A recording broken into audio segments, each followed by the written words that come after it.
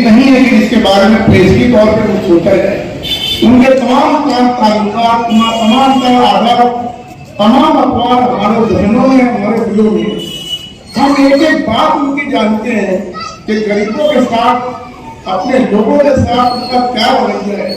یہ کوئی یاد رکھنے والی ہے، یاد دلانے والی چیز نہیں ہے، بلکہ شیخ رشید کے محاسن ہم ہمیشہ اپنے دلوں میں، اپنے ذہن میں محسوس کرتے رہیں گے، کیونکہ وہ شخصیت ہے، وہ مینار نور ہے شیخ رشید ہے. میں اس لیے بول رہا ہوں کہ یہ گزشتہ کی بات نہیں ہے، بلکہ آنے والی ہماری زندگی میں، ہماری سیاسی زندگی میں، ہماری امنی اور سماجی زندگی میں شیخ رشید صاحب نے جو کردار ادا کیا ہے، وہ کردار ہمیشہ مینار نور کا مقام حاصل کرتا رہے گا.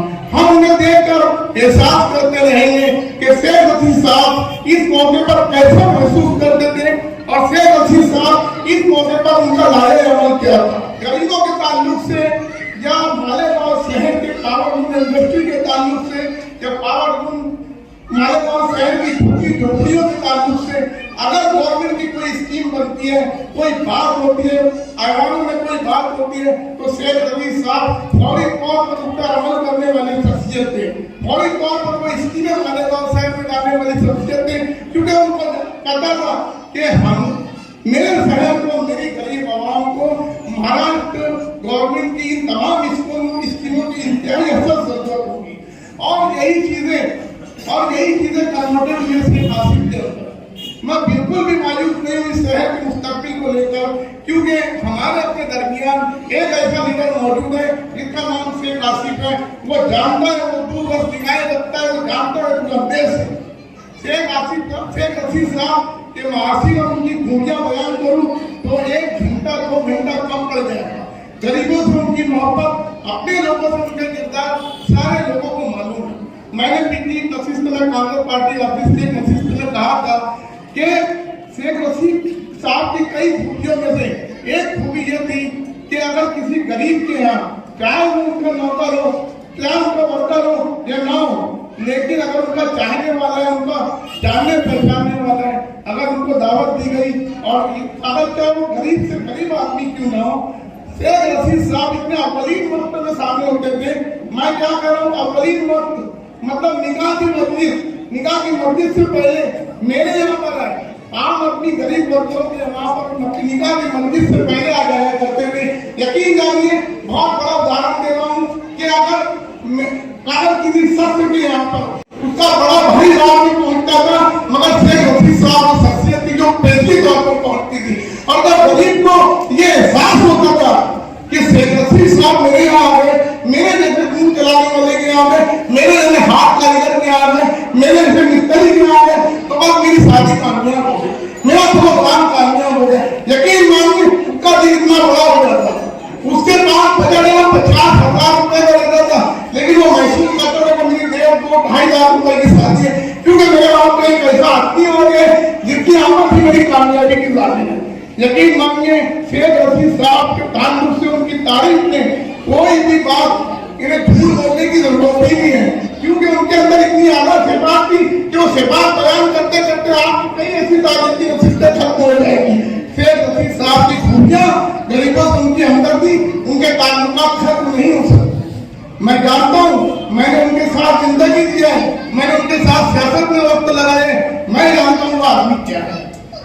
میں آخر میں آپ لوگوں کو اتنا ہی بولنا چاہوں گا، اور شیخ آصف صاحب سے یہ میں بولنا چاہوں گا کہ مالیگاؤں شہر کی عوام، خاص طور سے غریب عوام، آپ کی طرف آپ پہلے سے زیادہ تیز نظروں سے دیکھ رہی ہے، پہلے سے زیادہ بہت ہی امید بھری نظروں سے دیکھ رہی ہے کہ آپ مہاراشٹر لیول پر مہاراشٹر گورنمنٹ کے کئی ایسے فنڈ، کئی ایسے معاملات جو راحت رسانی کا کام مالیگاؤں شہر کی عوام اور یہاں کے پاور لوم سیکٹر کو جو مدد ہو سکتی ہے آپ کریں. کیونکہ شیخ رشید صاحب، بہت افسوس کے ساتھ کہنا پڑتا ہے کہ ہمارے اپنے درمیان نہیں ہے، لیکن شیخ آصف ہے جن سے ہم امیدیں لگائے رکھ سکتے ہیں. شکریہ. اتنی بات بول کر میں اپنی بات ختم کرتا ہوں.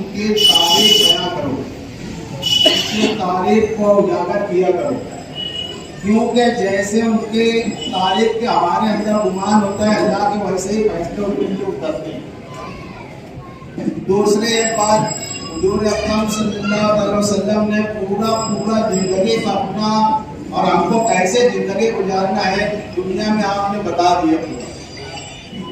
बेशक दुनिया में जो भी आया है वो हर एक को जाना है, दुनिया फानी है, हमको हमारे वक्त को पूरा करके दुनिया से जाना है। लेकिन दुनिया में जो आदमी जैसा अपना किरदार करेगा, जैसा अपना अमाल करेगा, वो अमाल उसके साथ जाएगा।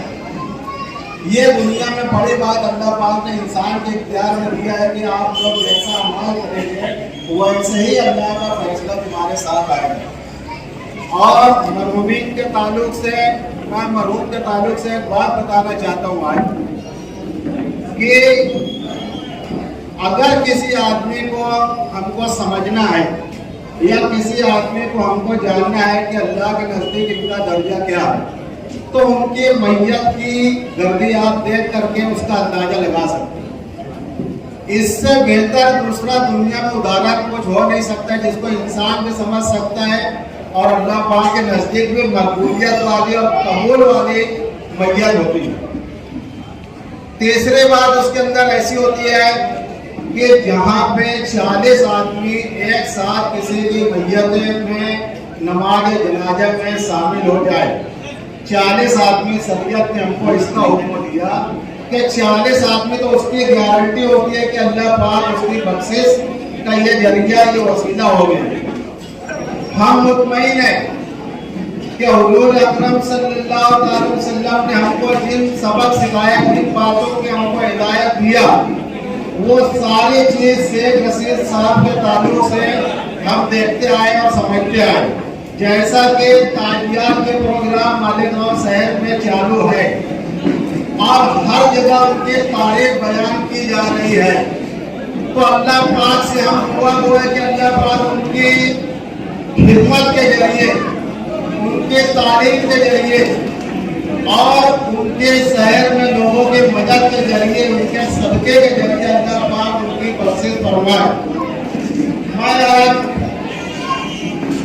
इस ताजियाती प्रोग्राम के अंदर, ताजियात सिर्फ और सिर्फ 3 दिन की होती है, लेकिन किसी मरहूम की उसकी तारीफ करना ये ता क़यामत तक के कर सकता है। इंसान तारीफ करना चाहिए। इंसान के तारीफ इसलिए जरूरी है कि वैसे ही उनके अमाल की बदौलत अल्लाह पाक उन्हें उसका अजर देता है।